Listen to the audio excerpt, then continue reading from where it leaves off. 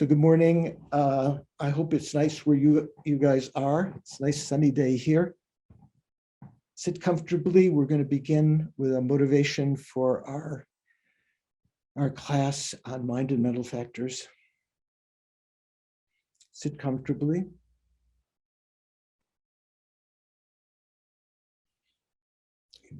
Relax your body, relax your mind.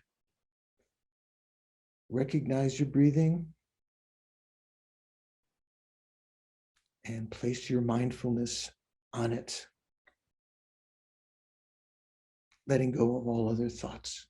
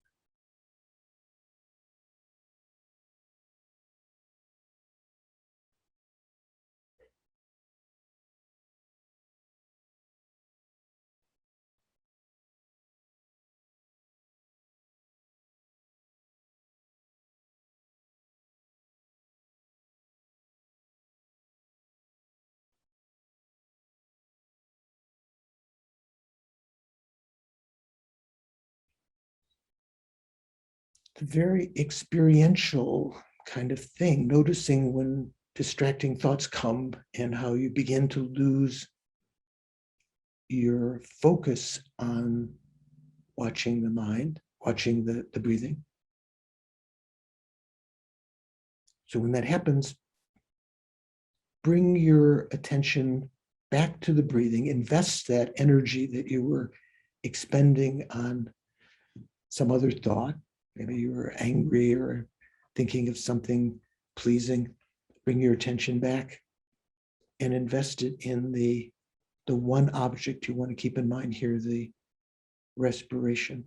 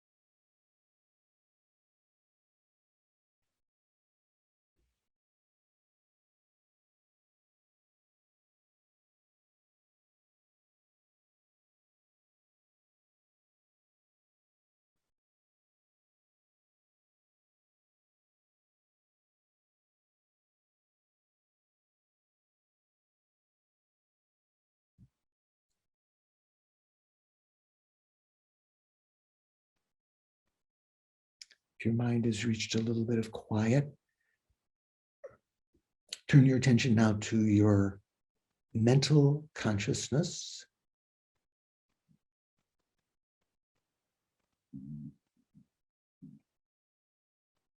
If you've done this meditations for some time, you can perhaps have a remembering consciousness, a memory of the clear light nature of the mind, the conventional clear light nature of the mind, or just again develop an understanding of it by watching the thoughts,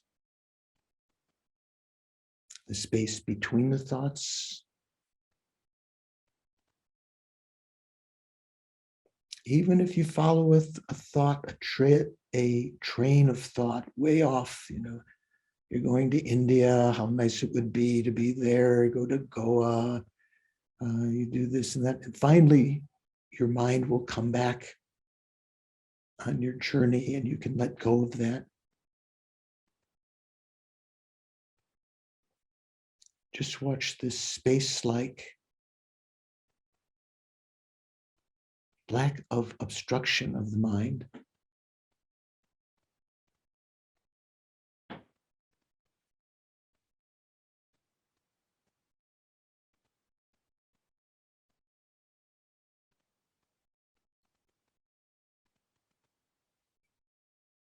Whenever thoughts or images or phrases come to your mind or emotional states, recognize they're appearing within that clear light nature. And if not attended to, they'll disappear. In particular, if you apply the antidotes to them, they'll disappear. They'll absorb back into the nature of the mind, like a cloud evaporating on a sunny day, disappears and the sky is left stainless.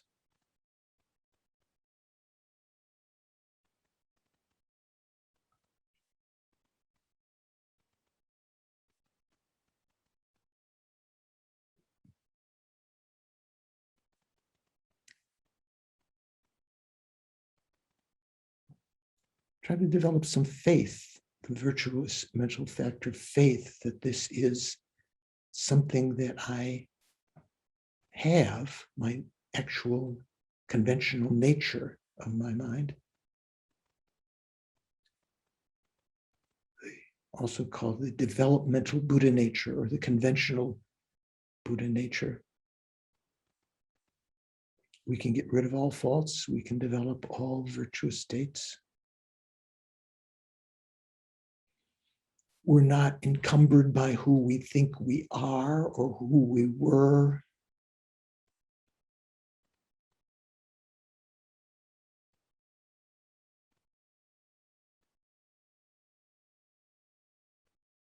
And this is pointed out to us by the Buddha, the founder of the teachings.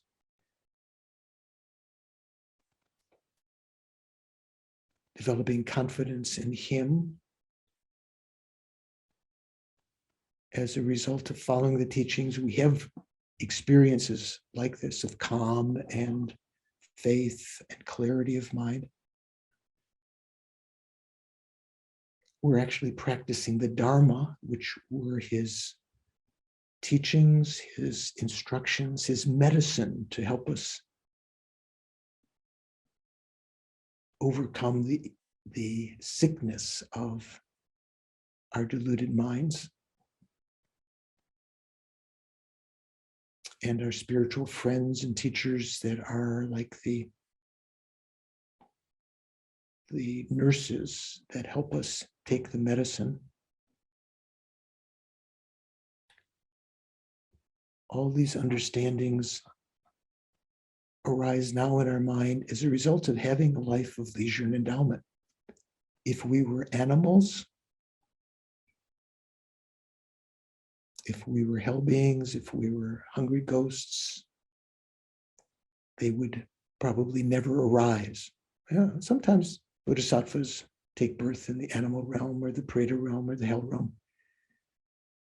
So they do have these states of mind. But generally, we wouldn't. Even as other humans today, we see that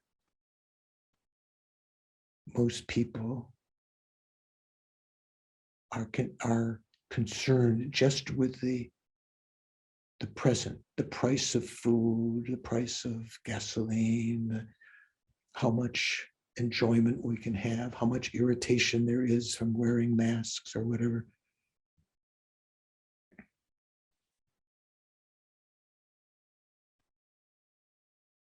We have a life of leisure and endowment that includes an appreciation for the Dharma, we're at a time when the teachings still exist. All of this is due to having created the cause for it in the past by keeping a certain ethical boundaries in our behavior, having created virtue, dedicating it, wishing to help others. But this life right now has a greater purpose in being able to create the cause for a continuum of human rebirths in the future, to create both the causes of and the actual realization of achievements of renunciation and bodhicitta and wisdom. But this life has a time limit. We don't know what it is right now, unless you are a very highly realized clairvoyant being to know when we're going to die.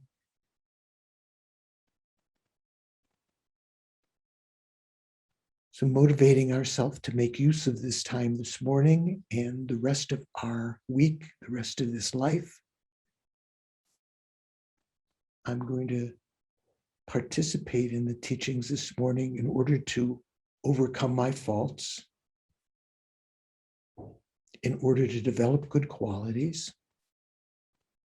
first from one's own perspective, and then from the perspective of other living beings who have been depthlessly kind to us over numberless lifetimes, who are exactly equal with us in wanting to be happy, wanting to be free of suffering,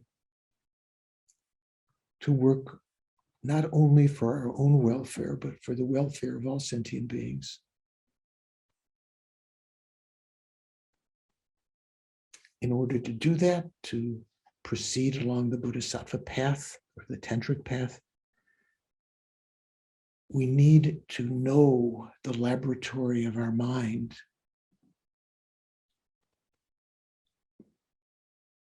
We need to study about the mind and mental factors.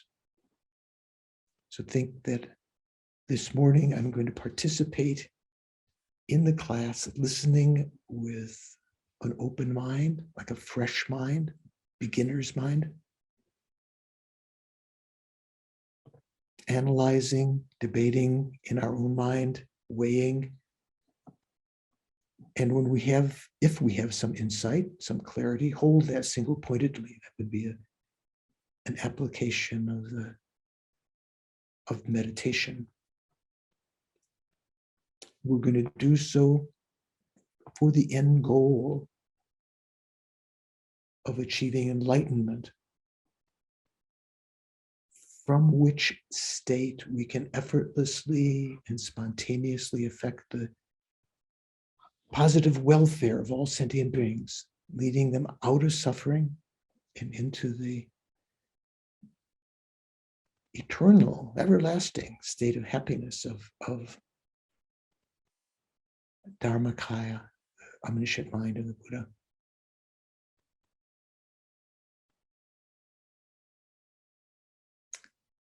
I just said a motivation. I'm going to listen to the teachings in order to achieve enlightenment for the sake of all sentient beings.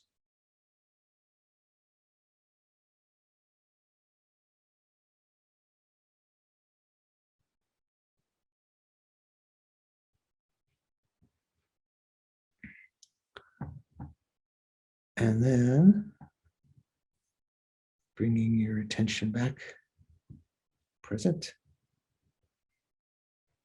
Good morning, everyone.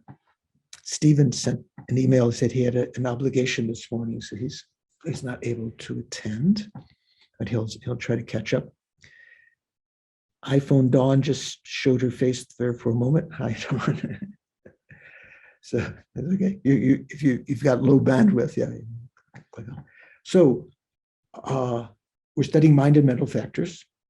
Sem is mind, means primary mind. Sem Jung is that which arises within the mind or mental factors. Sem is Chitta.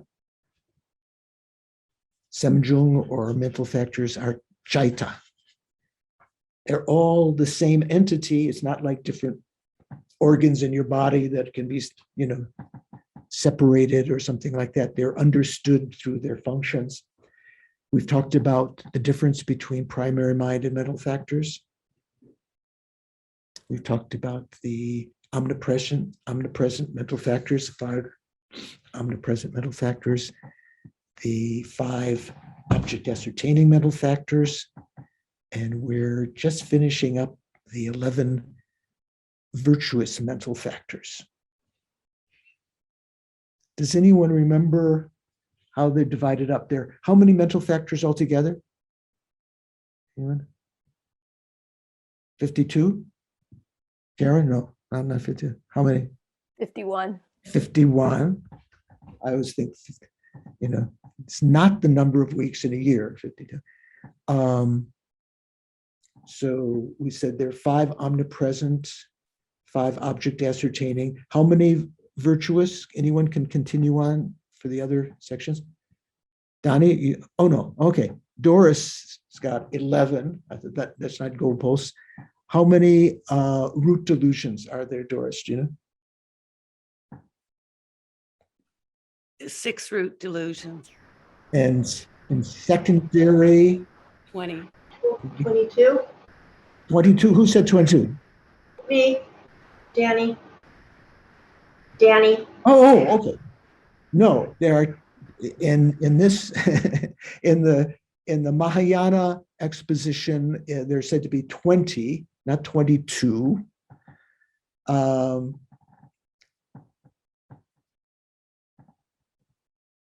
Actually, they're called newa. In Tibetan, newa means close to. So we call them, sometimes we call them secondary. If something is close to the delusions, it's not exactly the root delusions, they're close to that, we can call them secondary. And then what is the last, to make up 51, there's still a couple missing. What are the last group called? Bob, do you know? Oh, yeah, these are I forget the name. They're like dreaming and all that sort of stuff. They're sort of neutral, or They're changeable. They can be virtuous. They can be non-virtuous. So they're certainly not always neutral, but they could also be neutral. Yeah, right. So we have 5 and 5, 10, 11 virtuous makes 21. 6 root delusions make 27. 20 secondary delusions make 47. And then from 47, if you add the 4 changeable, you have 51, right? Okay. So 11 virtuous mental factors. We've talked about the first ones. Who can give a quick enumeration? Christina, can you enumerate the 11 virtuous mental factors? Is that me, Christine? Yeah, Christine. I say Christina, Christine. That's okay. That's okay. I can try. Let's see. So, faith, shame, embarrassment, non-attachment, non-hatred, non-ignorance, effort, pliancy. How many more? That's 8. How many more? 3 more. Mindfulness. No. I already did that one. That one's back up. Object ascertaining. Effort, pliancy. I might need a little help. I got 8. So after pliancy, the way I remember is the way to bring about pliancy is equanimity, right? Equanimity. Okay. And I'm not sure if in the list, maybe conscientiousness comes first before equanimity. Conscientiousness, and then the last one. No, there's 2 more because that was 8. So Yeah. we got equanimity 9. I have the list. I can look, but I don't want to cheat. Yeah, I don't want you to do that either. So let's faith. Then the 2 shame and embarrassment. Shame and embarrassment. 3 roots of virtue. Yeah. And effort.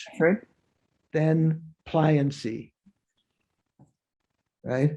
Let's see in the list here which comes the way that it's enumerated here. Pliancy, then conscientiousness is 9. Equanimity comes after conscientiousness, and then finally nonviolence. Okay. Ahimsa, naparmitsewa.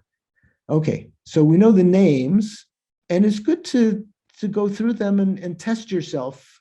When I go to bed at night, sometimes I just, I go through them, try to remember at least the names. So we've reached the point of effort, sundru, virya. Here, we're talking about the mental factor, virya. We're not talking about, someone who expends a lot of effort being, a gardener or a road worker working in the factory or something like that.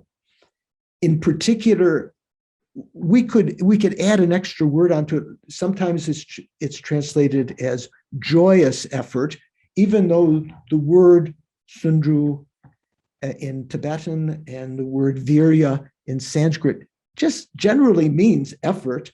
When we talk about the mental factor effort in the Mahayana, it's referring to a state of mind which is enthusiastic with regard to virtue.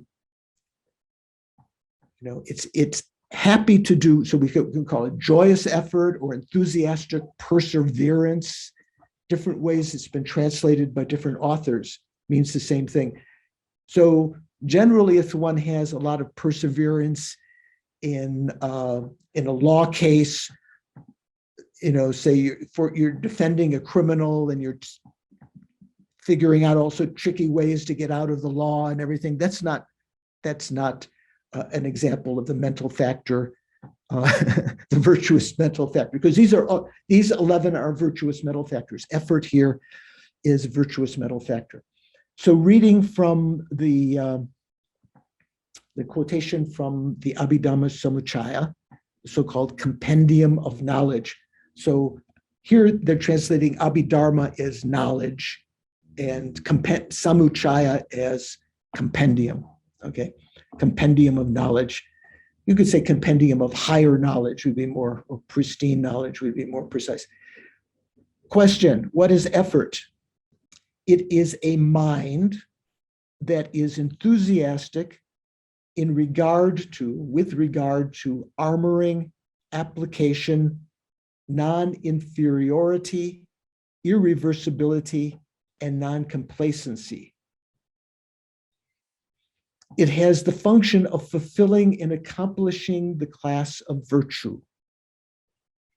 So effort is what gets us to the goal. I remember in university, I lived in a housing unit with a bunch of incredibly smart guys. Actually, the school was co-ed at the time, but the codes had their own, almost like a monastery. They had their own living quarters. And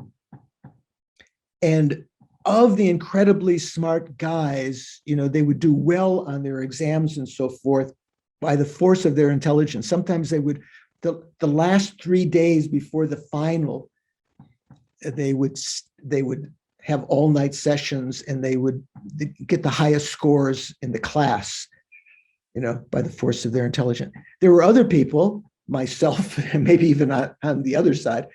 I remember one of the students, just by the force of his effort, every night working on the homework and so forth, he got similar kinds of accomplishments, learned the material, scored well. So we need both intelligence and effort. And even if you don't right now, even if you don't think of yourself as having other kinds of qualities, if you have the virtuous mental factor of joyous effort, you can make that progress. You can achieve these various spiritual goals. So let me read a couple other definitions when we talk about effort here. This is from Geshe Rapton's book. So this is based on the teachings of Genlosan Gyatso, who was a text that he wrote. I'll refer to it again later, on low rig in general, the 7 ways of knowing, and another section on the mind and mental factors. So here, instead of calling effort, they call it enthusiasm.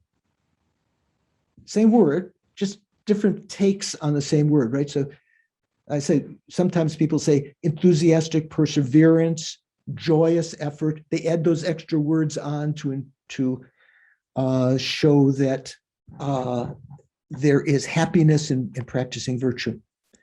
Enthusiasm is a distinct mental factor that acts as the remedy for laziness. So it didn't say that in the first part, but in our text, from quoting Vasubandhu's text, discussion of the 5 aggregates, which we mentioned in other contexts before. You can find a translation of that in Amazon. What is effort? Vasubandhu says, it is the antidote for laziness and a mind that is enthusiastic for virtue. To me, that's more direct to saying what it is. It is an antidote for laziness. That doesn't mean that it completely eliminates laziness. It can eliminate laziness. The actual final antidote of laziness, Bob, you know, right? What's the actual antidote of laziness? Final antidote.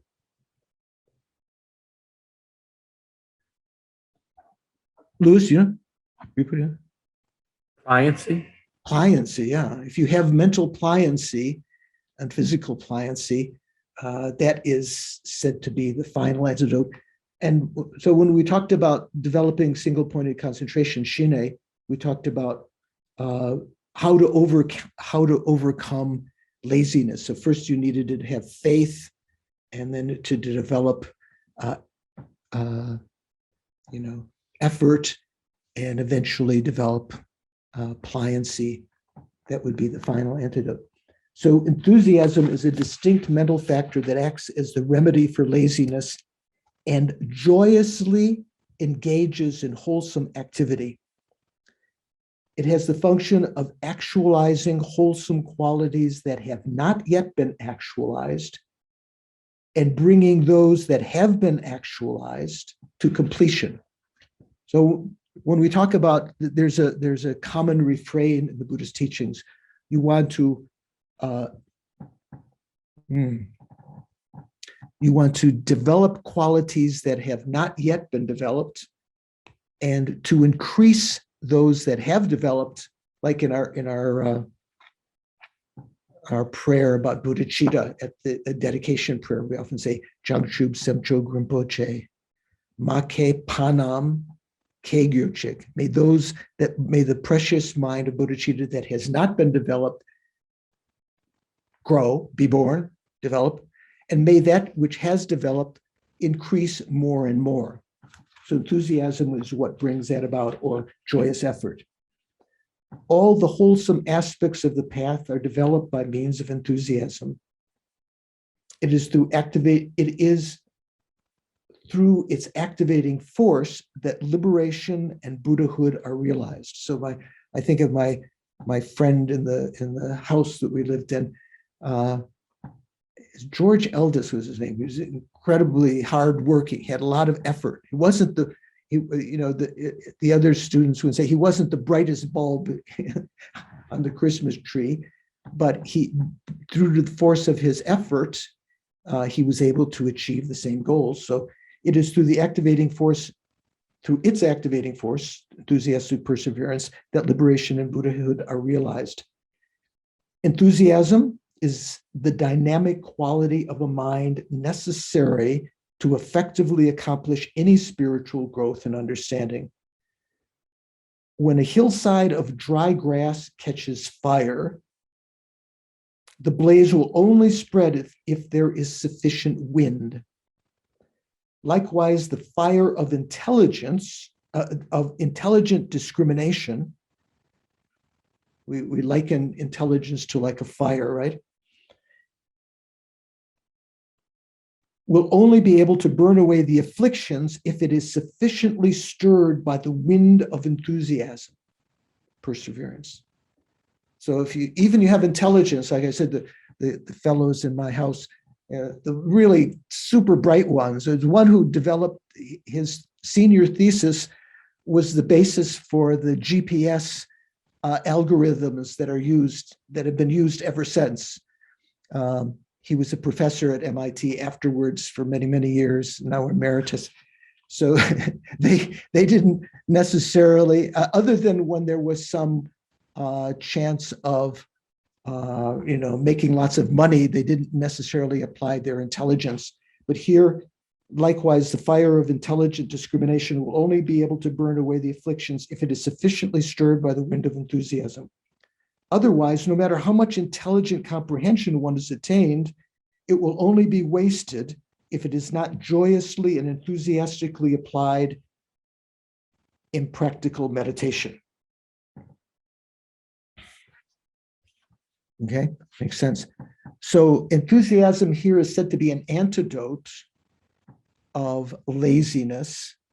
Let's go back to our text here. Just as been said, the mind that is enthusiastic about virtue is effort.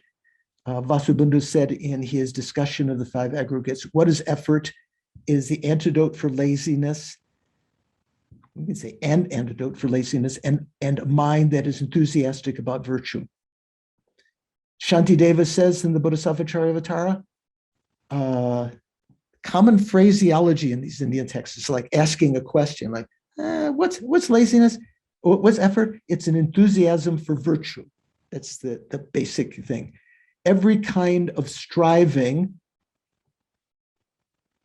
is called making effort in today's world. In common parlance, we say, whenever you work to get money or to find friends or to be famous on YouTube, we call that making effort or perseverance, effort, virya, in today's world. But the above passages indicate the exertion for the sake of this life alone, such as farming. So this is written at a culture when that was one of the main things that people do. Now YouTubers or whatever else, becoming famous, things that people have enthusiasm for. They are not effort. Work for the sake, exertion for the sake of this life alone is not effort, not joyous effort, not this mental factor. For effort, perseverance, joyous perseverance, is taught to be enthusiasm for virtue. Exertion for the affairs of this life is the discordant class of effort known as adherence to unwholesomeness. So if someone has a lot of effort to make money simply for this life, bodhisattvas sometimes go out of their way to make money to be able to help others. That's a different situation. But simply to make money for one's own self, to become famous, to become, the most Twitter followers or something like this. This is the opposite. When we say discordant class, do you know what discordant means? Who can I ask? You don't know what discordant means? You know what discordant means. Opposite. Yeah, Doris, what are you going to say? Opposite or counter to or opposing. Discordant means if it's present, the other thing is harmed somehow. Like the classic example in Tagore courses when we talk about signs and reasonings, which we haven't studied. We just broached a little bit about logical reasoning in our previous courses. It's said that an owl and a crow are of discordant classes. They can't abide together on the same branch without harming one another. So hot and cold, light and dark are discordant. They in the sense of harming one another. So when we talk about enthusiasm for worldly affairs or making money or so forth, it's not this mental factor of joyous effort. It's actually one of the kinds, it actually falls into the class that effort destroys, which is laziness. It's called laziness due to attachment to negative actions. So let's see, let's continue here. Lanrim Chemo, one of the other sources that Kanchan Yeshe Gelson uses for his definitions. He talks about three kinds of effort. Armor-like effort. Here it says effort of armoring, effort of gathering virtuous qualities, and effort of enacting the welfare of sentient beings.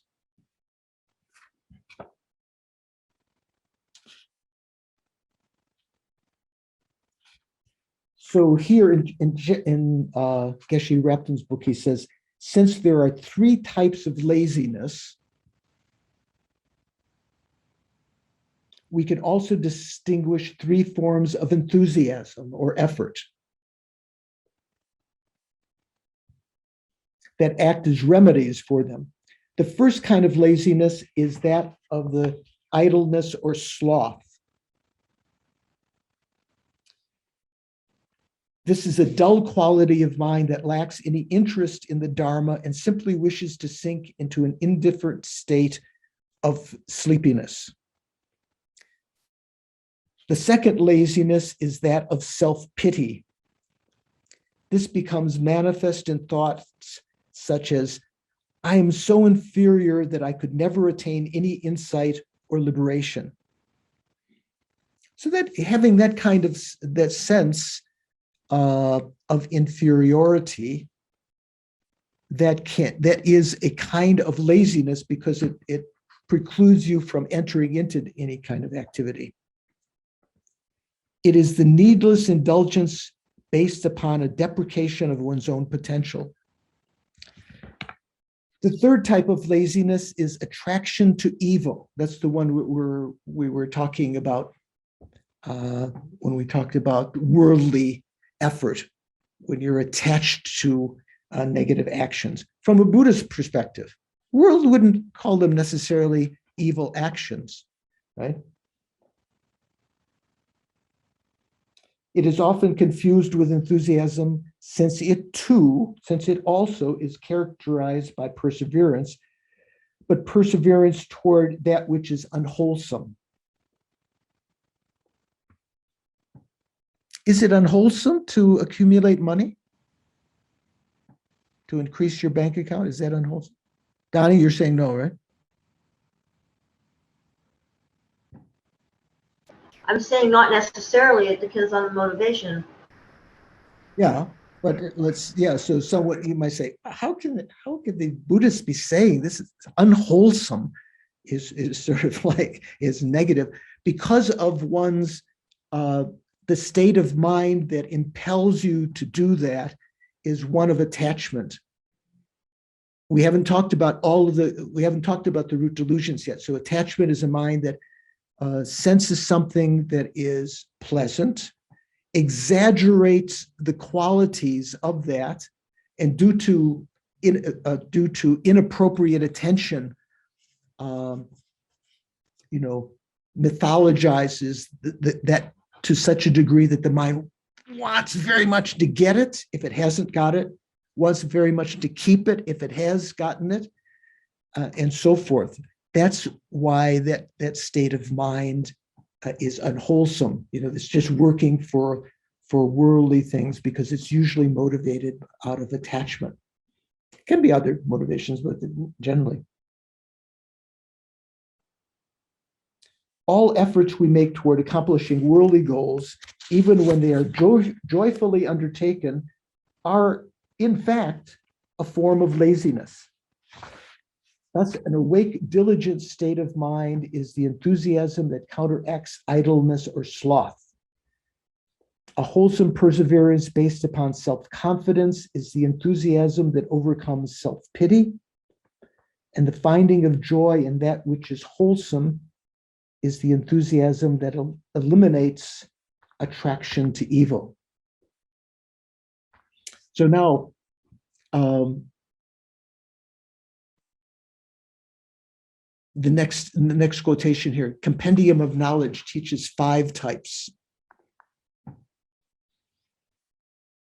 Not just in the Compendium of Knowledge, this is a set. Effort of armoring, effort of application, effort of non-inferiority, effort of irreversibility, and effort of non-complacency. So the effort of armoring, armor like perseverance, is the dawning, how do you say? Putting on, donning? You don armor or dawn? Royana, you have good pronunciation? Dawn armor. You don armor. So I know that one because I was a firefighter. Dawning, yes. okay. Dawn are here. Dawn. It, the effort of armoring is the donning of the great armor of preceding attitude, a mental enthusiasm prior to embarking on a virtuous activity. It is just as has been said in Aryasura's Compendium of the Perfections. Aryasura was one of the great Buddhist saints. Consider a long day and night that span the past and future limits of cyclic existence. A year made up of such days, a very long eon made up of such years, and a number of such eons equaling the drops of water in the ocean. Through cultivation for such a period, I will generate but a single mind of enlightenment. This is what the person is thinking, right? Even though it is necessary to practice in such a manner for each of the other collections, due to compassion, I will have no weariness. Without indolence, without laziness, I will achieve excellent enlightenment. So even considering how much lies ahead of you, putting on the armor, you're going into battle, you know that there's going to be possibilities of receiving harm and so forth, in the sense of being discouraged and not accomplishing what you want immediately, putting on the armor beforehand, donning the armor of perseverance. When in cyclic existence, give up thinking about one's own suffering and produce that infinite, robust armor. This is called the compassionate hero's first adoption of conduct. First adoption of conduct.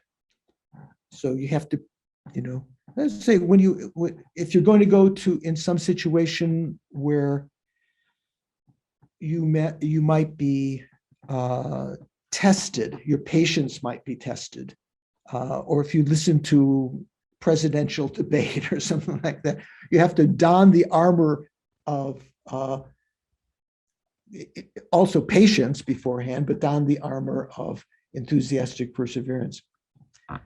The second is called the effort of application.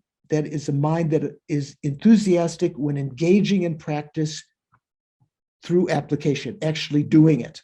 So the first one was talking about preparation, getting ready, putting on the armor so that you won't be immediately destroyed by the frustrations. And now in the actual application, it is the effort of application is of 2 types: constant application and respectful application. I don't know what respectful application means here in this context. I will check. I was having, Yes. I had a bit of a difficulty with this one too, and I looked in several places, and it still isn't quite clear, but they say in several places that the 2 cannot be practiced simultaneously, and the respectful one seems to be respect for your fellow beings and respect for the Dharma. And constant is something, like your faith, or like your faith, it's constant. It's the thread that runs through, whereas the other one is with respect to others. Okay, yeah, Lewis, do you have? One of the things I was thinking when I saw that respectful is translating it as in respect to a certain specific instance rather than as a general overall application. So in respect to a certain condition, respectful of. Right. So An both occurrence. both ideas make sense. I don't know. I will check and see if I can find some more details that will, maybe we can clear that up next week. But that's a good point. Both of you have done some thinking about that. Bravo. I'm not disagreeing with Lewis. I actually think that that's more on this one where it said respect toward bodhicitta or your fellow beings. I agree more with Lewis. And they did actually mention that too. So I'll be curious to see what you find. Thank you, Okay. Venerable. Okay. Thanks. So I remember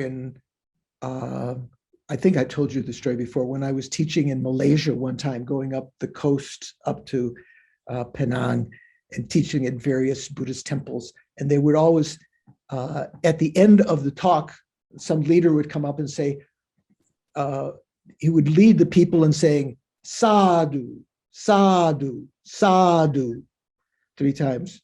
Do you know what that means? Bob, you know, right? Some Sanskrit?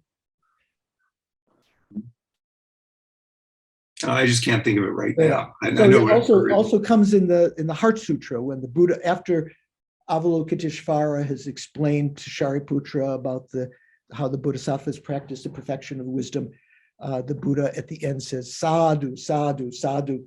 So well said, well said, well said.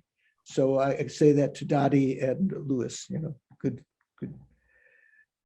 Okay, so the effort of non-inferiority is a generation of enthusiasm when engaging in virtue without the mind being discouraged, thinking, how could one such as I do this? How could I develop guru devotion?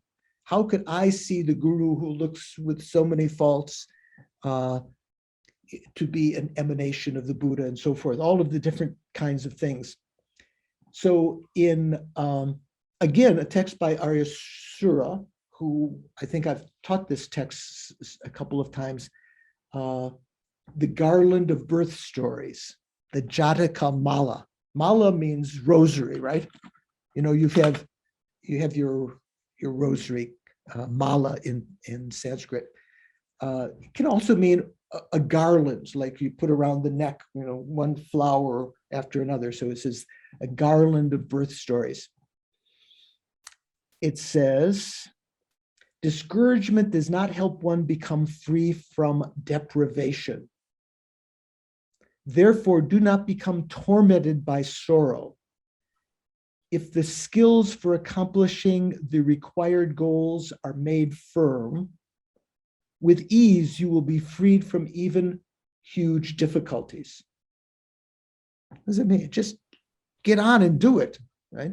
Therefore, without being afraid or unhappy, achieve your purposes with an appropriate method. If you are uplifted by the steadfast splendor of skill, you have in your hand the accomplishment of all goals.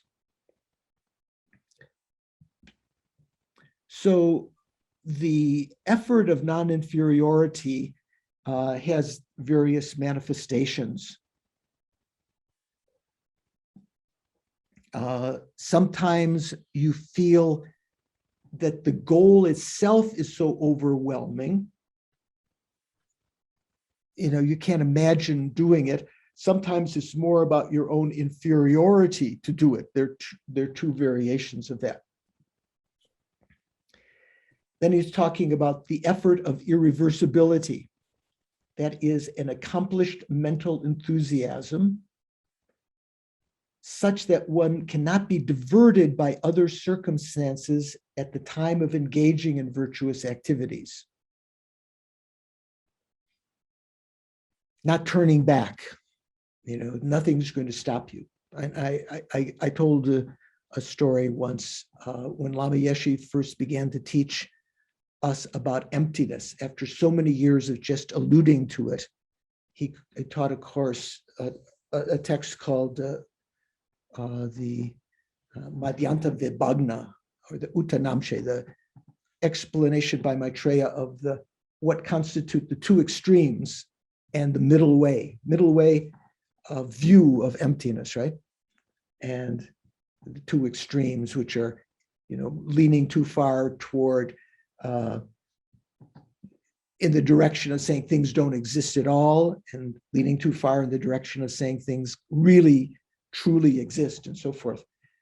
And during that, when he began to teach, there was someone in the audience, just when he was about, everyone's ready. Wait, we've been waiting for years to hear Lama talk about emptiness. Someone in the audience says, Lama.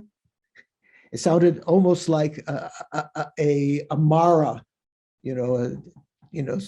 and he asks some irrelevant question, and Lama, just as though the Buddha under the Bodhi tree sending out flowers to the demons, to cause them to dissolve, had that kind of effort of irreversibility, that with anything that happened, he wasn't going to be impeded by it. The effort of irreversibility is an accomplished mental enthusiasm such that one cannot be diverted by other circumstances at the time of engaging in virtuous activities. Lama Tsongkhapa says in his Song of Experience, one of the considered to be the short Lan Rim, when you don armor-like effort, steady and irreversible, your excellent qualities of scriptural learning and realization will increase like the waxing moon. All your conduct will be meaningful, and whatever actions are undertaken will be accomplished as desired. Understanding this, the conqueror's children, that means the bodhisattvas, spiritual children, embark on great waves of effort, eliminating all laziness. And then finally, the effort of non-complacency is an exertion that does not just rest complacent with some trifling virtue, but seeks higher qualities. Effort of non-complacency. So right now you might think, oh, I've got some pretty good concentration. It's good enough. So the effort of non-complacency is to recognize that you haven't finished the path and to seek higher qualities. Furthermore, taking a minute branch of the path as principle, just something that we've understood, some little thing, thinking of that as the main thing, and discarding the others is a serious hindrance to depositing imprints of the path in its entirety. Therefore, it is crucial that you gain an overview of the entire path. Remember, I've mentioned about the different kinds of meditations. Usually we talk about stabilizing meditation and discursive meditation, the perfections of which are tranquil abiding, stabilizing, and penetrative insight, or vipassana, which is the ability to analyze. You can have them both at the same time, a union of the two. There's another kind of meditation we talk about, glance meditation, like the glance meditation at the end of Lama Chopa, or the foundation of all good qualities, that has one meditation after another, just in one verse. You get an overview of the whole path. Therefore, it is crucial that you gain an overview of the entire path. So those kinds of glance meditations are very good to recite every day, to keep in mind where you are, where you were, where you're going. So in the Lamrim Chenmo says, Arya Asanga repeatedly taught that it is necessary to have two qualities. First of which is not to be discouraged, even though you might have understood well the method of training in the great and vast deeds. Not to be discouraged. And second, not to be complacent by merely some trifling good quality. Nowadays, the following appears to happen, whether it be an imitation or an actual good quality. If one attains a mere portion of it, one becomes complacent about one's familiarity with just that, thinking, I've made great progress on the path. Then, when an expert in the essential points of the path confronts one with the yardstick of scripture and reasoning, right? They quoting scripture to you and using reasoning to test you, maybe in debate. Even though that is indeed some good quality, with that alone, you have not gotten anywhere. Understanding dawns and one becomes totally discouraged. Although it is necessary to seek higher attributes without being complacent about a portion of some good quality and to train in the infinite objects of training, the absence of discouragement seems to be very rare. So Sangha was saying, with regard to enthusiasm, you need to have overcome discouragement and not to become complacent when you have achieved some small portion of it.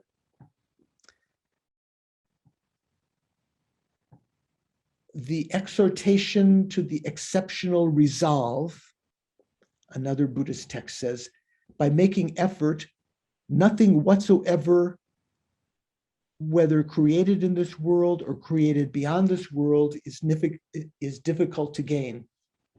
So whatever created in this world would mean mundane qualities, and created beyond this world means supramundane qualities of wisdom that realizes emptiness and so forth.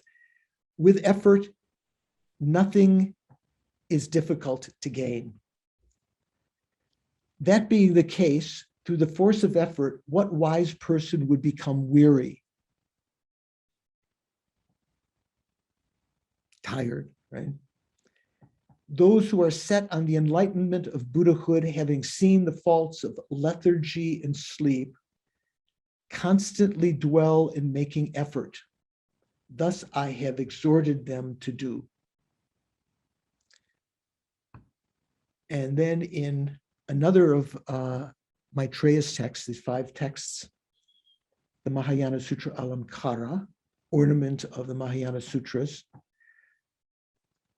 which is one of the very, very famous texts. I think there have already been 2 good translations of the Mahayana Sutra Alamkara, one that Bob Thurman, his group, has done at Columbia, and another done by another group. So one stanza says, amongst the host of virtues, effort is supreme. In dependence on it, one obtains the other virtues. Through effort, one obtains immediate supreme state of happiness. One obtains immediately a supreme state of happiness, and the mundane and supramundane attainments, the siddhis, the realizations. Through effort, one obtains the desirable resources of cyclic existence. What does that mean? You go out and you make money and you get them? Well, you create virtuous karma, and in future lifetimes, you will have these resources. Shanka, who's doing a mini retreat right now, sent me a question during the week. He said, in the Guru Puja, it talks about the 3 kindnesses of the Guru who is kind in 3 ways. Who knows what those are? Anyone? David, do you know that when we say talk kindness of the Guru who is kind in 3 ways? Karen? Oh, Bob? Yeah. All right. So usually there are different enumerations. Sometimes we say the Guru who is kind in giving vows, because without the spiritual preceptor giving vows, you can't take the ceremony of becoming a monk or a nun or a layperson and so forth. The kindness in giving scriptural teachings, explaining the text, or let's say giving lung, we say oral transmission, and the kindness in giving commentary. Those are the usual three. Lama Yeshe used to say the kindness in giving vows, the kindness in giving teachings, and the kindness in giving material aid. So that threw some people off until they found scriptural resources for that. How does the guru give material aid? One sense, in a monastery, the guru may give you room, provide for your food, and robes and so forth. That's a common way of understanding it. But Lama said the real meaning is that in previous lives, the primordial guru who's been leading us through, numberless lives, has inculcated us to practice virtue. And as a result of that, now we have resources. We have access to resources. So when it says through effort, one obtains desirable resources of cyclic existence, that's related to that through our effort, we create karma, and we will, as a result of that virtuous karma, we will have resources in the future. Through effort, one possesses outstanding purity. Through effort, one becomes freed by transcending the transitory collection. Now, this is a technical term, transitory collection. Does anyone know what that is? Bob, you know, right? You studied this before. Yeah, the transitory collection are 5 aggregates that we think are inherently existent. Yeah, actually, when we talk about the 6 root delusions, one of them is the view of the transitory collection. That in the lower tenets, that means viewing the aggregates, which are transitory, right? Transitory means impermanent. Collection, because they're 5, viewing them as a permanent, partless, and independent self, or a substantially existent self. But the Prasangika says that's wrong. The view of the transitory collection means it's with regard to the 5 aggregates, conceiving of oneself to be the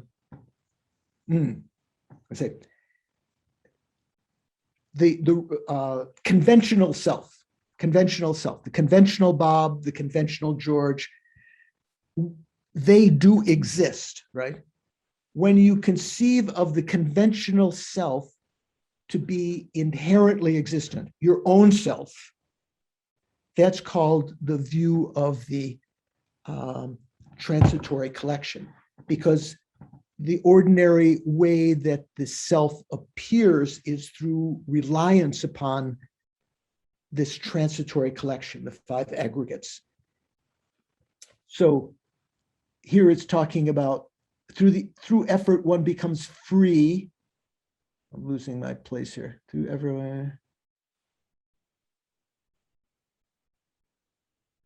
effort, one becomes freed by transcending the transitory collection.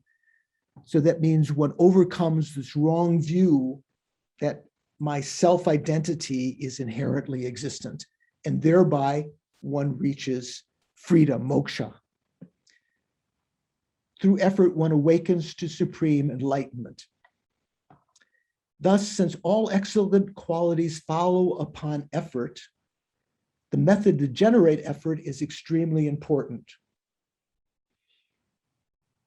So, in regard to that method, if you were to carefully analyze and understand the Abhidharma passages cited above, the techniques for generating effort will appear very extensive. So you might get discouraged. So you need effort to overcome that discouragement. Nevertheless, it is difficult for those of inferior intellects such as I to understand how to produce effort in dependence on just those. Hence, it is of utmost importance to know the following in accordance with the foremost omniscient one, which means Tsongkhapa, in his great exposition of the stages of the path, the Lanrim Chamo. The benefits of making effort, because you can bring about all of your goals. The disadvantages of not doing so, falling into complacency and so forth. the way in which it stops discordant class. So what's discordant to effort is laziness. The laziness of procrastination, the adherence to unwholesome activities, and just basic indolence, just laying back and sleeping and so forth. The way to practice the favorable conditions for effort are these following four powers. You hear the word powers used in many different contexts in Buddhism, some special empowering agent. So favorable conditions for effort have four empowering kind of qualities: the power of belief, the power of steadfastness to keep on going, the power of joy, and the power of abandonment. Since I cannot mention everything here, you should understand them carefully, pursuing the Bodhisattva Vitara and the great exposition of the stages of the path that Lanrim Chemo. Okay. How are we doing? Doris. Thank you, Venerable. I'm just going back to the view of the transitory collection. Is that limited to our perception of ourselves in this context, or the view of the transitory collections of everybody? Just to ourself. Okay. So, among the root delusions, as we'll see, one of them is called marikpa, avidya, ignorance. And that covers everything. Ignorantly grasping to all phenomena as being inherently existent. But in the view of the transitory collection, it's talking about not the emptiness of phenomena other than persons, just selflessness of person, but in amongst persons, only one's own person, one's own identity. So it seems quite limited, but that is the starting point of actually making realization of emptiness, to recognize the emptiness of one's own personal identity. So that's why that's considered to be, Nagarjuna and Chandrakirti, when they wrote about the root of cyclic existence. What's the root cause of cyclic existence? Nagarjuna said it was avidya, ignorance, not knowing. That is the active grasping to phenomena as being truly existent. Chandrakirti said it was the view of the transitory collection. So that's just a small portion of the marikpa, right, of ignorance. So there's a lot of debate about that, but the view of the transitory collection only means viewing your own conventional self, which is actually conventional self, as being inherently existent. Thank you, Venerable. Yeah. Are we okay? So now, next one, pliancy, also called suppleness, various ways, again, translating. So the Abhidharma Samachaya says, what is pliancy? It is a serviceability of body and mind due to severing the continuum of unfavorable states of body and mind. It has the function of eliminating all obscurations.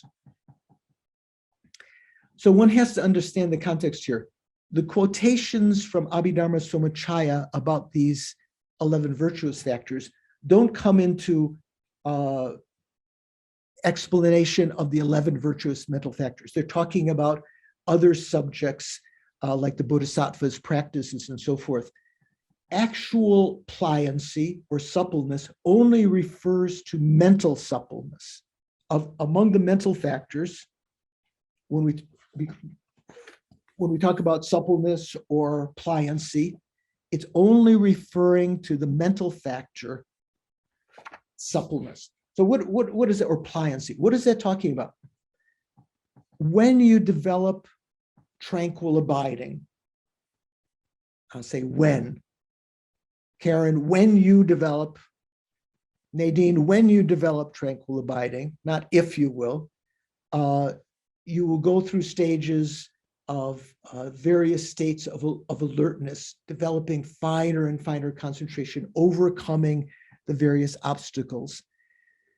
And just before you achieve single pointed concentration, your tranquil abiding, shine, shamatha, you will first of all have a pliancy or suppleness of the mind will arise.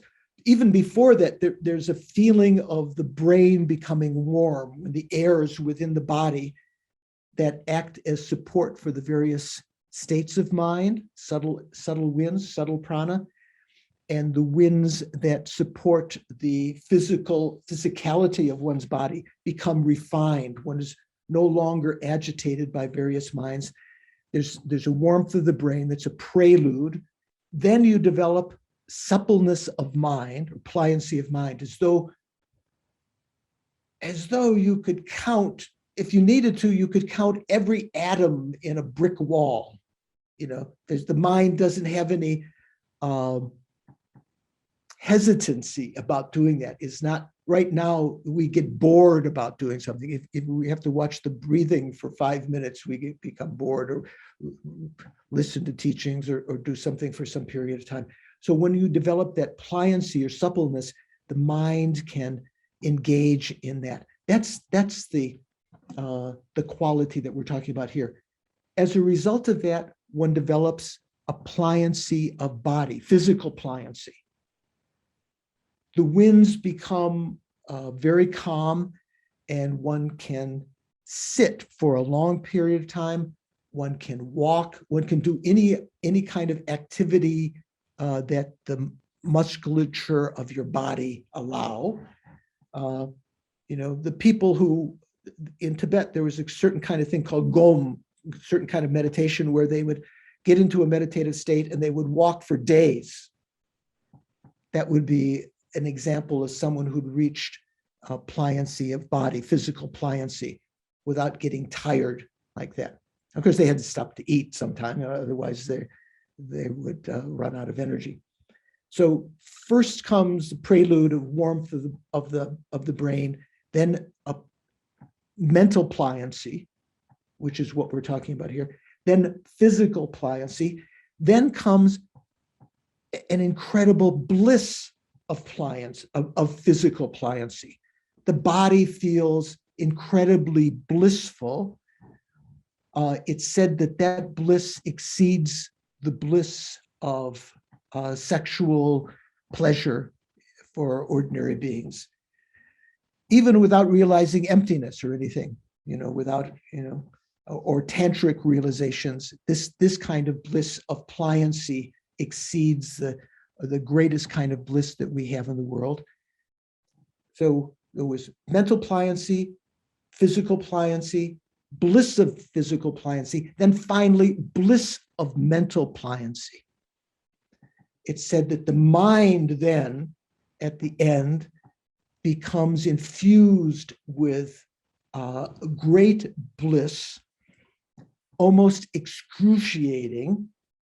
And it's only when that begins to subside and become stable that one actually achieves tranquil abiding. That's kind of like the defining factor of whether you have achieved tranquil abiding, shamatha.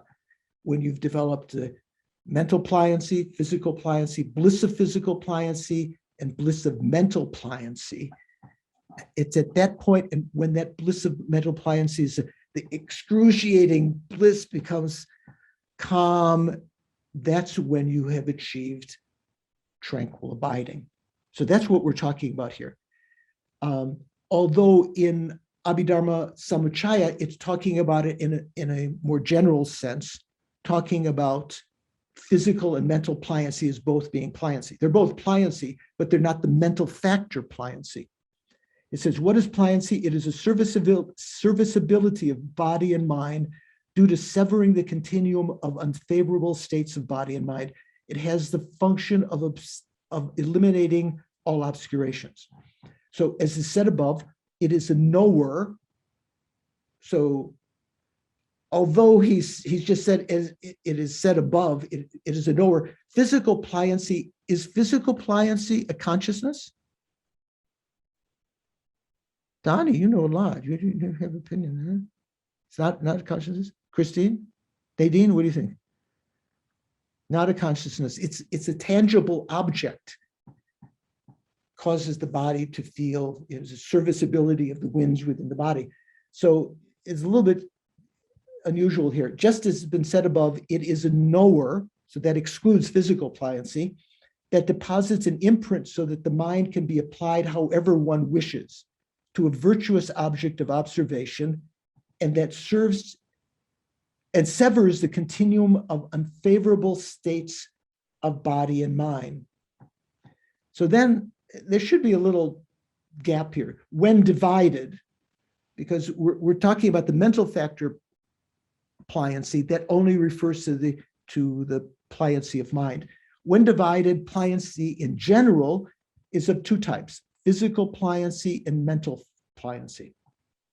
Physical pliancy is such that through the power of meditative stabilization, unserviceability of the body is purified, whereupon the body is buoyant and light, like a ball of cotton, and can be applied to virtuous activities according to one's wish.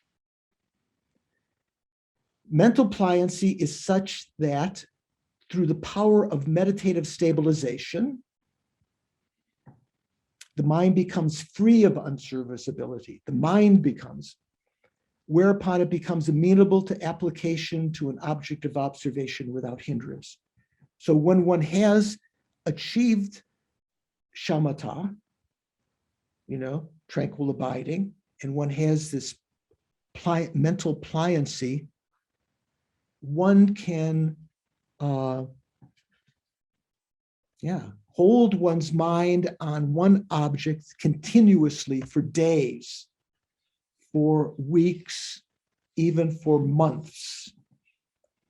There are examples in India of when they would dig archaeologically around old monasteries, they would find corpses of bodies sitting in the meditative posture, supposedly individuals who had achieved that pliancy, also because they had the mental pliancy, they also had physical pliancy, but they just remained in concentration on emptiness or whatever for years until their body actually died. And they would find these corpses. I remember Geshe Jumpe Gyatso at Instituto Lama Tsongkhapa used to talk about that, that they found these kinds of bodies with the fingernails grown. When while you're alive, your fingernails keep growing, right? The fingernails were actually grown around the bodies, of the two hands, as though they had stayed there for, decades, maybe 50 years or more than that before they passed away. Moreover, Lama Tsongkhapa said in his Songs of Experience, concentration is a king ruling the mind. When placed in it, the mind is as immovable as the king of mountains. King of mountains is what we call Sumeru, right? Mount Meru, Sumeru, the king of mountains, as though everything else might be moving around it, but that's stable.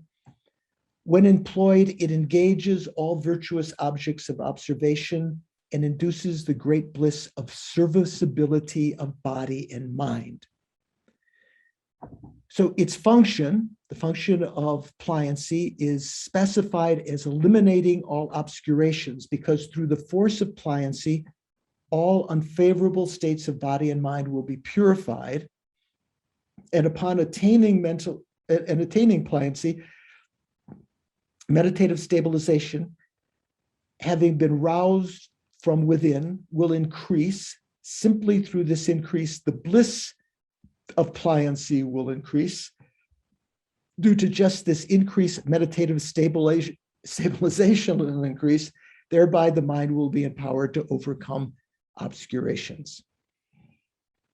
So just to put it into context again, in Jeffrey Hopkins' book, which is based on Losang Gyatso's Tibetan text, suppleness or pliancy is a distinct mental factor, so it's not the physical, that has the effect of enabling the mind to apply itself to a wholesome object in whatever manner it wishes, as well as interrupting any physical or mental rigidity. It has the function of purifying mental and physical rigidity and acting as the basis for all meditations directly associated with mental quiescence and penetrative insight. Mental quiescence means shamatha or shine, and penetrative insight is lakton in Tibetan or vipassana.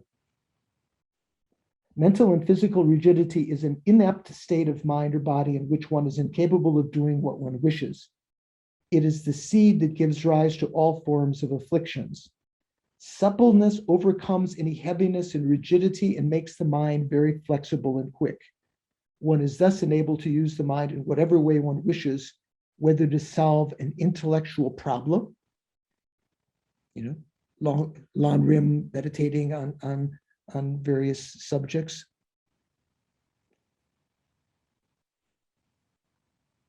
or to concentrate on an object of meditation. Through practice, this quality can also be developed in the body, that is pliancy, but it's not the mental factor pliancy, giving one a sense of extreme physical lightness and well-being as though one were floating on air. The suppleness of body, though, is only a specific form of tactile sensation and is not to be considered the wholesome mental factor of suppleness. So he says here explicitly, likewise, it should be noted that suppleness only refers to the supple quality of mind that refers to wholesome objects. So if you've developed suppleness of mind and you use it to contemplate evil, that's not this mental factor. So I think Donnie put her yellow hand first. I know it should be a different color, but who cares? What's the title of that Hopkins book? No, it's Mind and Its Function by Geshe Repton. Oh, that's the one that's out of print and Right. They didn't give us, I think Shanka or Bob wrote to them and asked if we could make a photocopy and said, no. I remember now.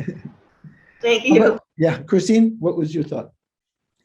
Thank you, Venerable George. So once one attains mental pliancy, is it there all the time, or does it go in calm, or does one have to be in a meditative state to regain it, kind of thing? So when you attain mental pliancy, you may, if you continue up to it, to experience the bliss of mental pliancy, final stage, and that becomes equalized, not so excruciatingly pleasurable. So like, can you imagine that? So excruciatingly pleasurable. Once that becomes stable, you've developed shine. So if you exit your meditative state, now you have a mind of the desire realm again, and you will have at that point, because of the proximity of just achieving shine, the ordinary afflictions of the desire realm will be subdued. So for some period of time, you're not going to be affected by anger and attachment, even if something happens. But if you don't go back into meditation, that can be lost. The shine can be lost. The imprint of that can be lost, and also the suppleness of mind can be lost. One has to revivify that again and again. Does that make sense? So the suppleness of mind will not be present all the time, but there'll be some residual of that, almost like a remembrance of that, It's not so much a remembrance of it because it is a quality of the mind itself. But that can be degenerated. Say if in ordinary discourse with the world, you read the news, or you get some object of annoyance comes and a little bit anger arises and so forth, that suppleness of mind will begin to degenerate. Okay? So maybe we can finish these 11 today. Conscientiousness or carefulness. Yeah, many people translate as conscientiousness. There's a whole chapter in the Bodhisattva Charyavatara on conscientiousness, one of the most important virtuous mental factors. So the Abhidharma Samachaya says, what is conscientiousness? It is a cultivation of virtuous qualities within abiding in non-attachment, non-hatred, non-ignorance, as well as effort. So the three roots of virtue and effort, and guards the mind against contaminations. Conscientiousness is kind of like carefulness, guarding the mind. It has the function of thoroughly completing and establishing all mundane and supramundane qualities. So mundane qualities, does that mean like, worldly dharmas? No, it means the virtuous qualities that are mundane. That means relative or conventional truths, conventional qualities, and supramundane qualities of, realizing emptiness and so forth. As I said above, it is an awareness that accomplishes virtue within abiding in effort without coming under the influence of the affliction. So that would be the antidotes to the afflictions, non-attachment, non-hatred, non-ignorance are also present. And it guards the mind against contaminations. So what is conscientiousness? It's something that monastics or lay people would try to keep in mind to develop with respect to their vows. Being conscientious would mean if I go to the discotheque, I might be tempted, or if I go to the bar, if I go to the stores and so forth. Conscientiousness is a mind that weighs and keeps one away from non-virtue. In general, has some similarities with shame and embarrassment, but they're avoiding non-virtue, taking oneself or others as a reason, right? Shame and embarrassment. Here, it is an awareness that accomplishes virtue within abiding in effort. So you need to have effort without coming under the influence of the afflictions. So that means that's also present of the three roots of virtue.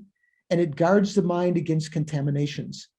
Regarding this, the Sangha's Bodhisattva grounds, the Bodhisattva Bhumi, mentions 5 types. Conscientiousness with respect to the former, with respect to the latter, with respect to the middle, conscientiousness prior to activity, and conscientiousness of concordant application.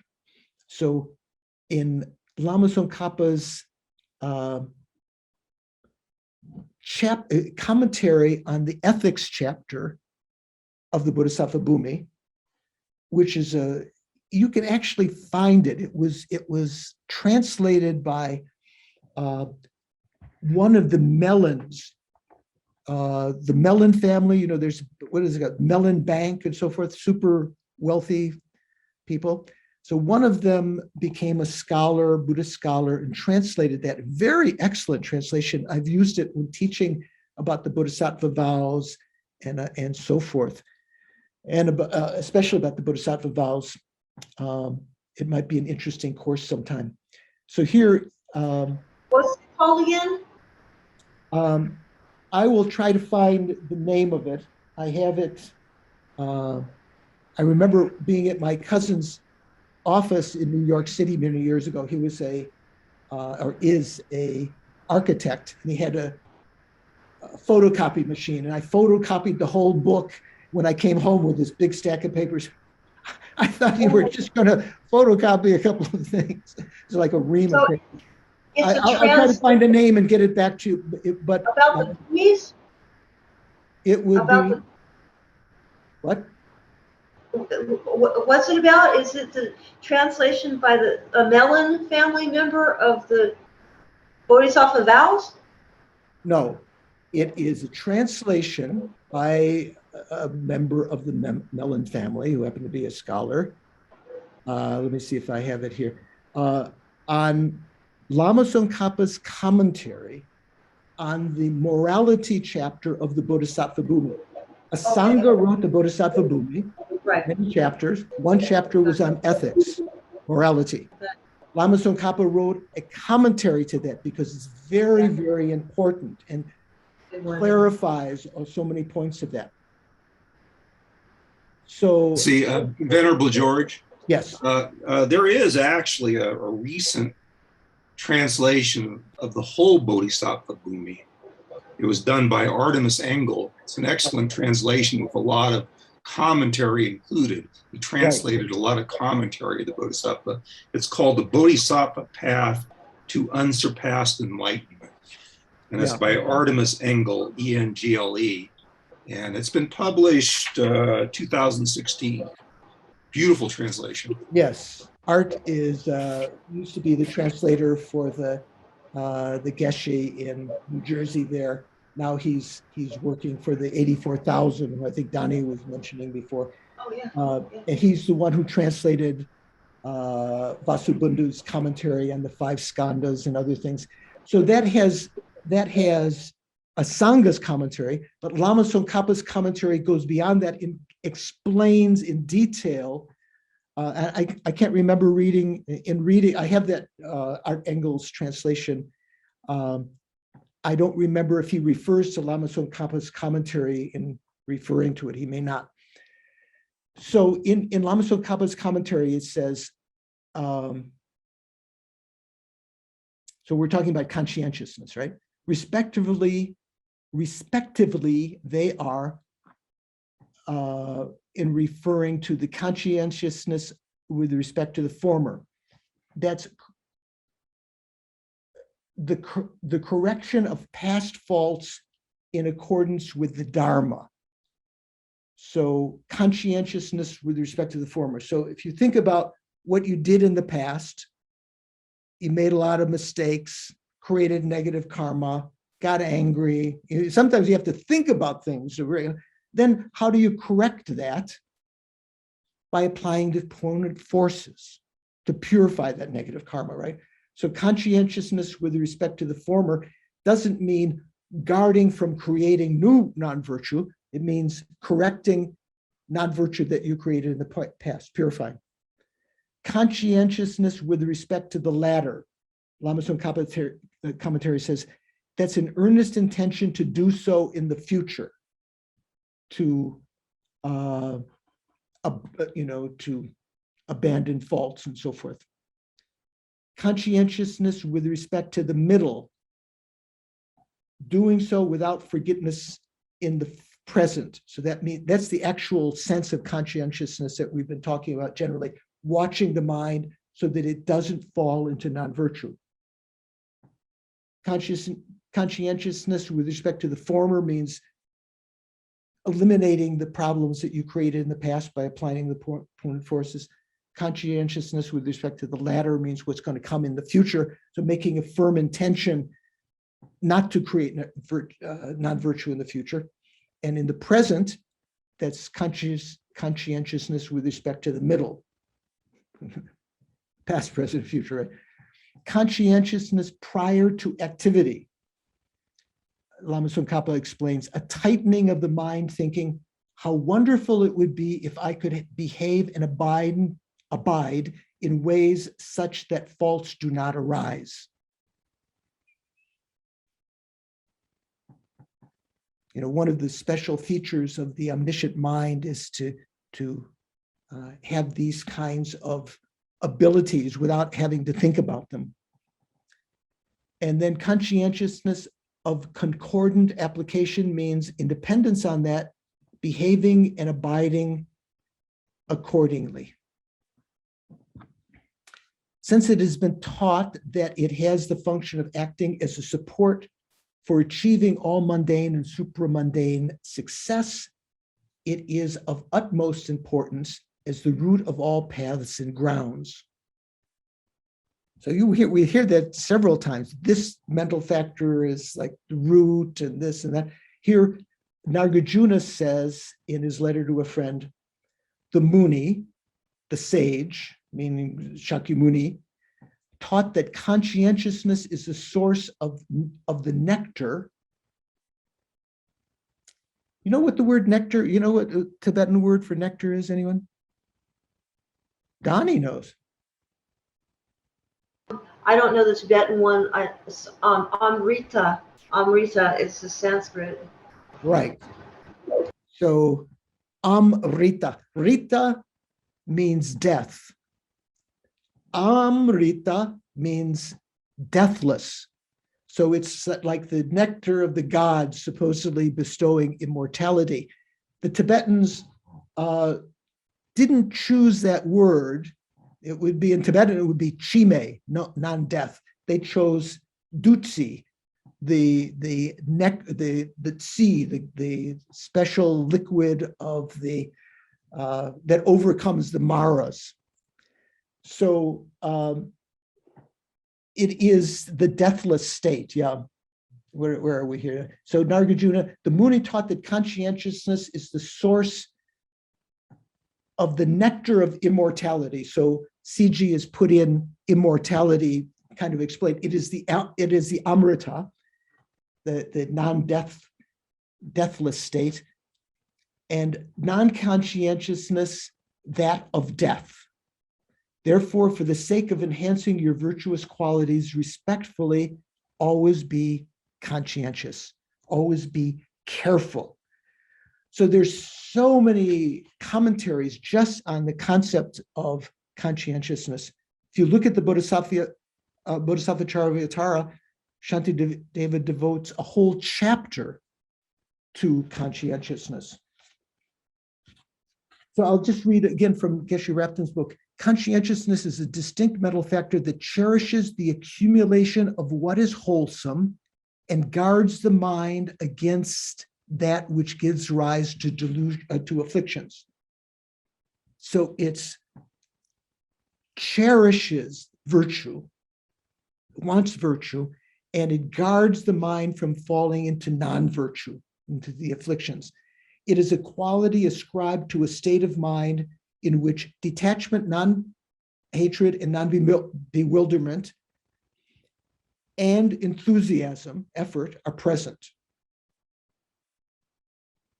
It performs the function of bringing to fulfillment and forever maintaining all that is good, both within and beyond the world, both mundane and supramundane. Afflictions can arise from both internal as well as external conditions, right? You know the causes of the afflictions we talked about before. Some people looking away. Christine, you still have your hand up. You have an answer to that? Oh, okay. Louis, do you know the causes of the afflictions? Causes of the delusions? Ignorance, Yeah. basic ego grasping, the concrete concept of a separate entity called I. Yeah, in one sense. So generally, the Buddha taught there's 6 main causes of the delusions. We talked about it in other courses. So one is the seed, having the imprint of the delusions in your mind. So you haven't realized emptiness, so you still have the seeds of those delusions. They haven't been abandoned. Then the object, coming in contact with the object, an attractive object, attractive person, or something that's causes you to get, to feel unpleasant and so forth. seed, object, inappropriate attention. Inappropriate attention thinking, oh man, this is really nice. This is really good. If I had that, I'd always be happy, so forth and so on. Or this sucks. This is bad. Giving rise to anger and so forth. Inappropriate attention. Talk about also discourse, reading. And nowadays it would be, the equivalent would be watching violent videos or, stories, mythologizing criminals or bad behavior and so forth. In previous time would be like reading novels and so forth. Then fifth one would be hanging out with non-virtuous friends. So, the famous story of the virtuous guy, the two friends, and one of whom was very virtuous, one of whom was naughty, doing inappropriate things. The naughty one went off to Reading, where Atisha's group of Kadampas were living, region much north of, maybe a day north of Lhasa, in the juniper forest. Everyone was conscientious and practicing. The guy who had been naughty, by associated with virtuous friends for a year, changed his ways. He gave up swearing and smoking and so forth, gambling. The one who had been virtuous before hung out in Lhasa, in the gambling dens, in the back alleys, picked up all bad habits. And because of association with misleading friends, he developed all these bad habits.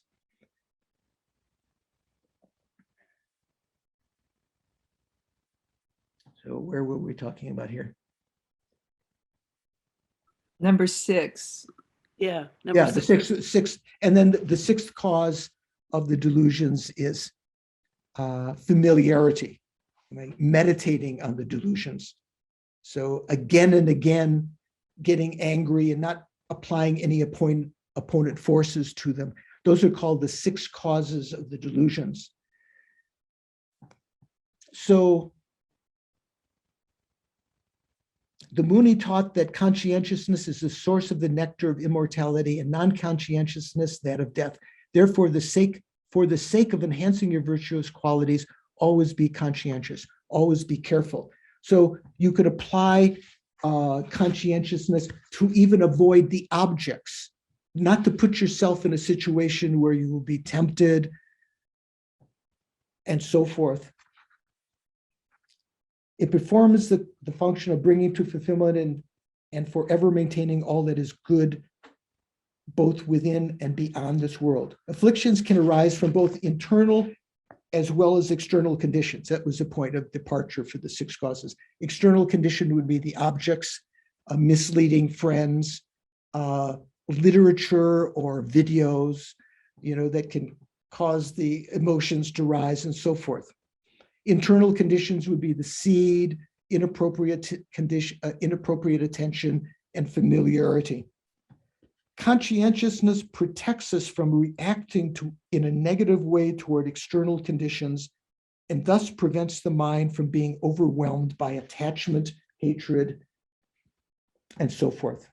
In guarding the mind, it is similar in some ways to self-respect and consideration, what we called before shame and embarrassment, except that it is not based on a particular reason. It's generally cherishing virtue and avoiding non-virtue. However much we try to develop wholesome and positive qualities, we will not succeed if we lack the quality of conscientiousness.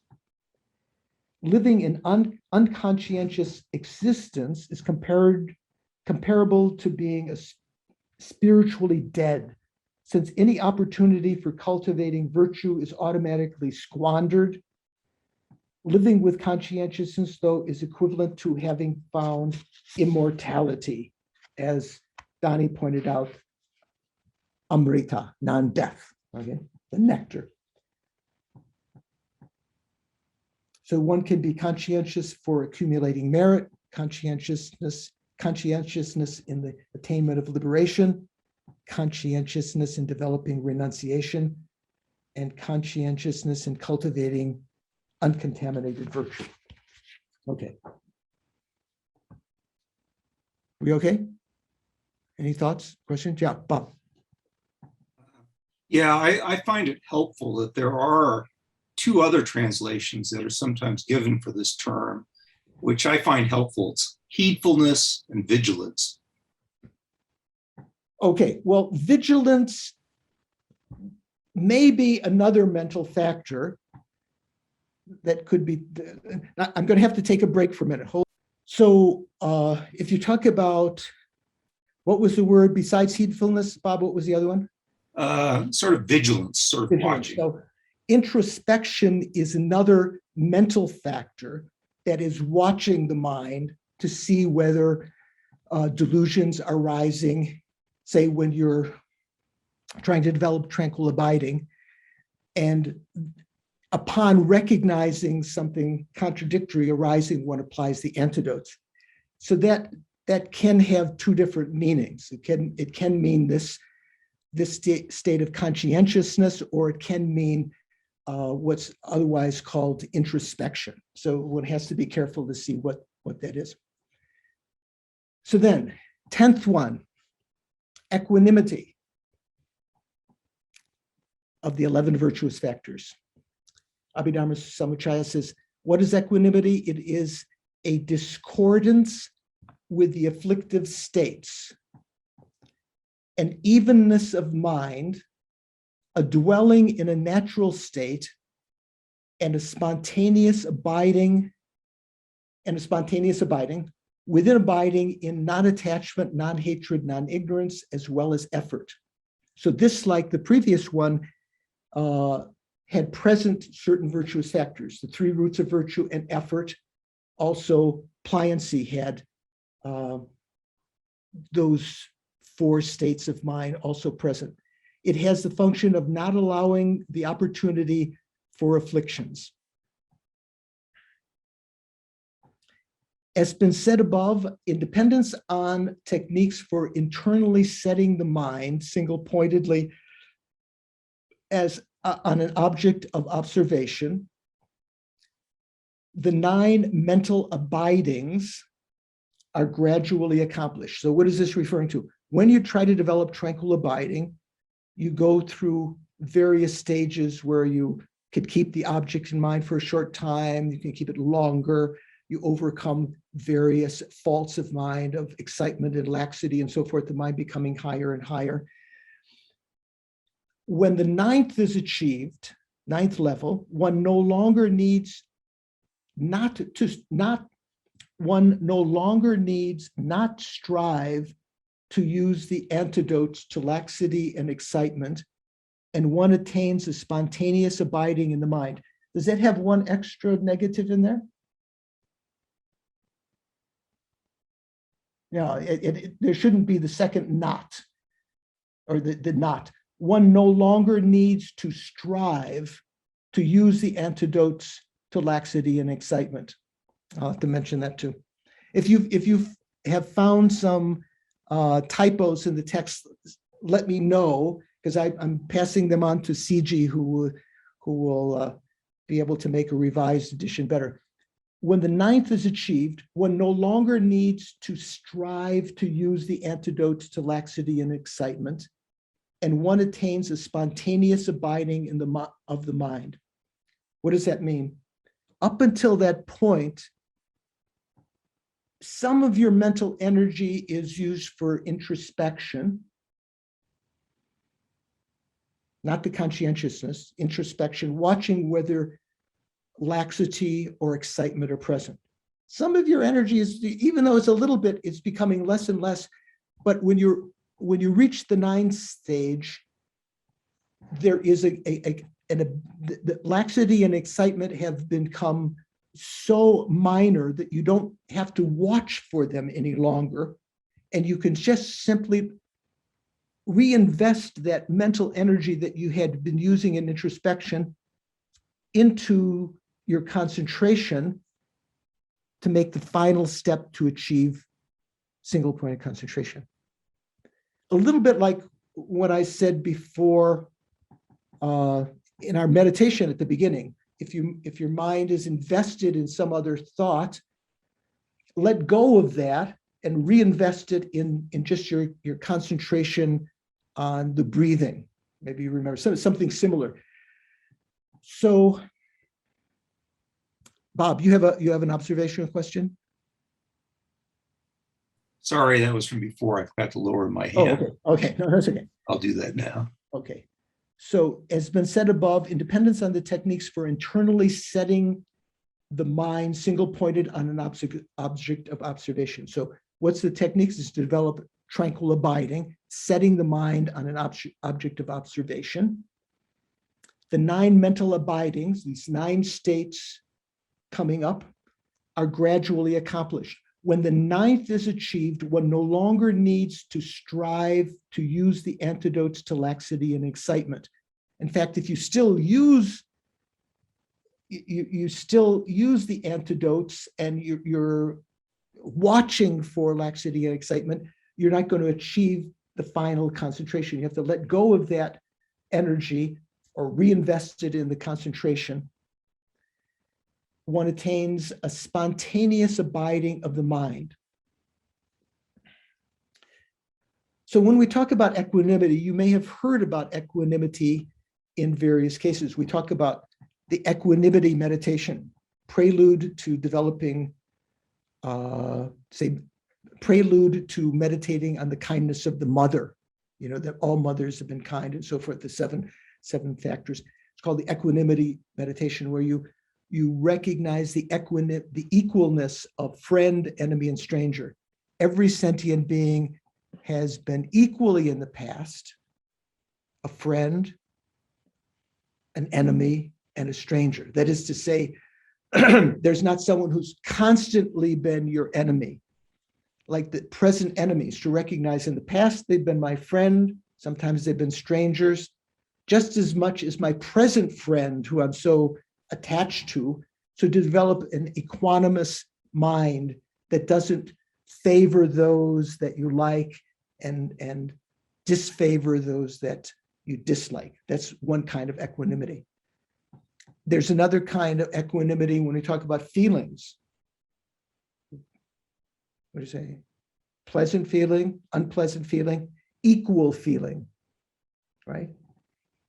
And there is this mental factor of equanimity, which is just letting go of any other kinds of effort to get rid of excitement and laxity, just abiding in that state. In general, there are 3 types of equanimity. Equanimity of application, equanimity which is feeling, immeasurable equanimity. So equanimity of application is what we're talking about here. Equanimity which is feeling is like the equal feeling between pleasure and pain. Immeasurable equanimity is when you see all sentient beings as equal in having been friend, enemy, and stranger.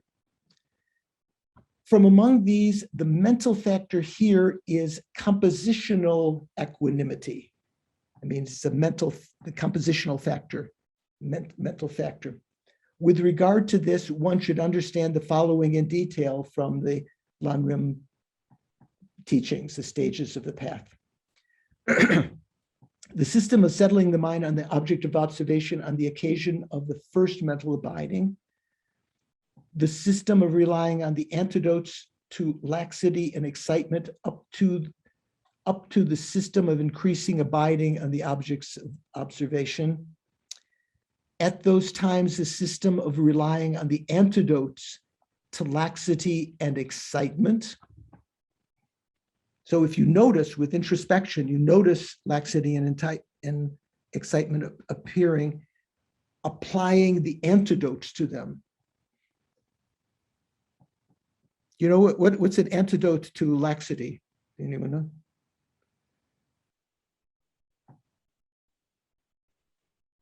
You guys have heard teachings before. How about enthusiasm? Yeah, oh well, yeah. Laxity means that the mind is becoming not holding the object tightly. It's becoming loose, like when you're holding the TV remote late at night and it drops out of your hand because you're beginning to fall asleep. Also, the object becomes less clear and so forth. Those are signs of laxity.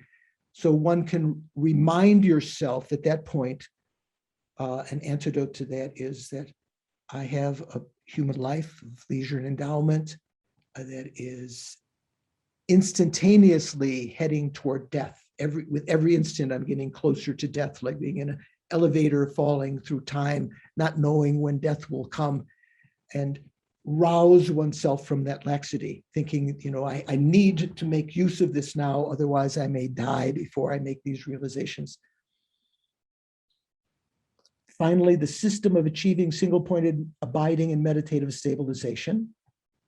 That would be the, applying this antidote.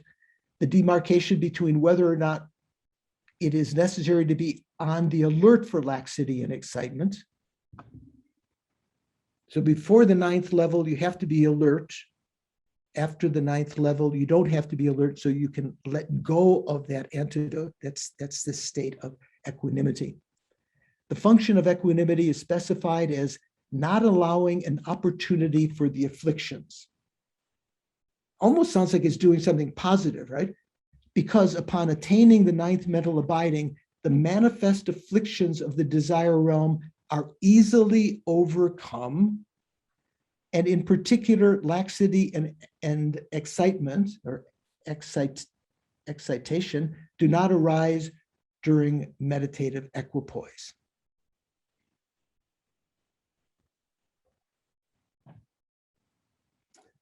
So we've run out of time.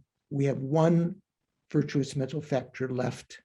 We'll talk about next time, non-harmfulness, nampa mitsewa, or ahimsa. Any last question before we make a quick dedication? How are you doing? Rowena, we didn't hear from you today. Are you okay? I'm doing well, thank you. Okay. Good. Christine heard, okay. iPhone Dawn. So let's dedicate our merits. Sit comfortably. Bring to mind that due to our motivation at the beginning and during the actual period of the class, we've created virtuous karma. We motivated with a bodhicitta motivation as much as we could that we were going to undergo this class, take part in the class in order to achieve enlightenment for the sake of sentient beings, which is a virtuous, highly virtuous state of mind. We've created so much virtue.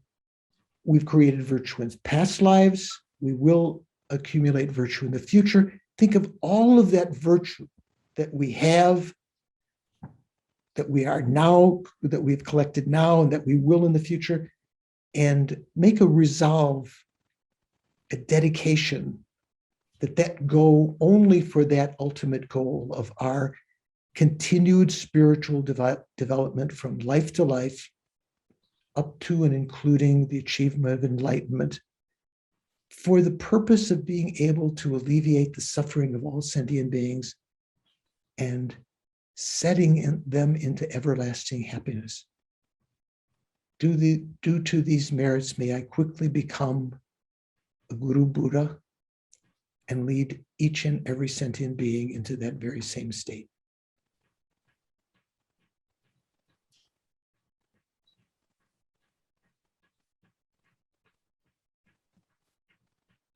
And those of you who are familiar, you can seal that conventional dedication in the dedication within the emptiness of the 3 spheres.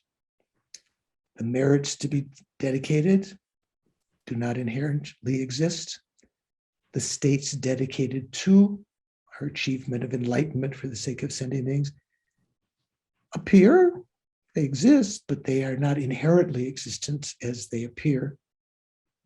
And the state of dedication, connecting, wishing that these merits ripen in those ways, that's just a name imputed to a sequence of actions that doesn't inherently exist.